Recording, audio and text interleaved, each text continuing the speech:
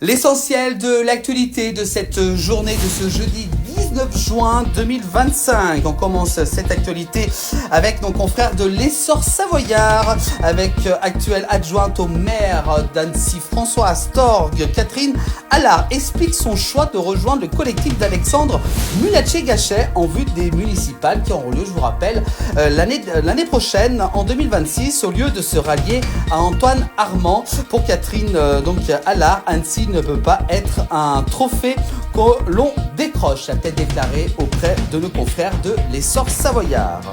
On continue avec la suite de l'actualité, avec toujours le sujet sur Dynastar pour l'usine qui devrait donc fermer bientôt ses portes. Faute d'accord justement entre les syndicats et la direction.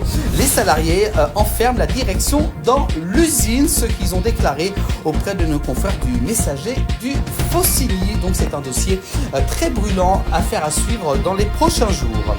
On continue l'actualité avec hier jeudi 5 juin, les partenaires du Grand Genève ont signé justement le projet d'agglomération. C'est la 5e génération, l'occasion de faire le point sur l'un des axes principaux évoqués, notamment les 100 nouveaux kilomètres d'aménagement cyclable pour le Grand Genève. Donc plus de 100 nouveaux kilomètres donc d'aménagement cyclable prévus d'ici 2030.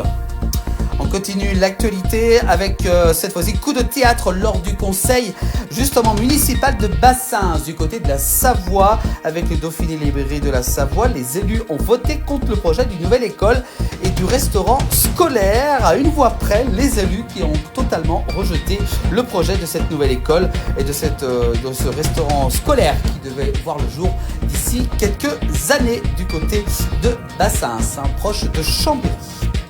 On continue l'actualité dans nos pays de Savoie avec du côté de la Savoie cette fois-ci justement le Dauphiné libéré de la Savoie qui titre justement 250 vols de vélo en 2025. Les chiffres qui ont littéralement explosé. C'est vrai que beaucoup en plus de gens utilisent le vélo pour se déplacer en raison bien entendu du surcoût du pétrole, mais également aussi au niveau de l'écologie, mais ce qui n'empêche pas les voleurs justement de s'approprier les vélos des autres, et donc les vols ont largement bondi, et notamment donc du côté de la Savoie. On continue l'actualité avec 2 hommes reconnus coupables d'agression sur un homme de 73 ans et de cambriolage nocturne. Ces faits ont été condamnés justement à 10 mois de prison ferme par le tribunal d'Annecy. L'audience a eu lieu le 17 juin dernier. Et puis on continue, peut-être que vous avez du mal à pouvoir passer votre permis.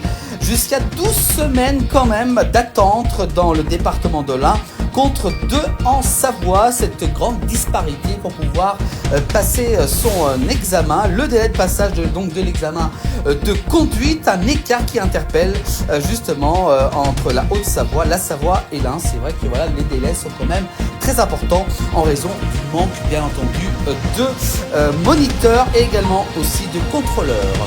Et enfin, on termine l'actualité avec un gros événement qui va se dérouler du côté d'Annecy. Et oui, regardez le département qui va ouvrir ses portes durant le week-end prochain.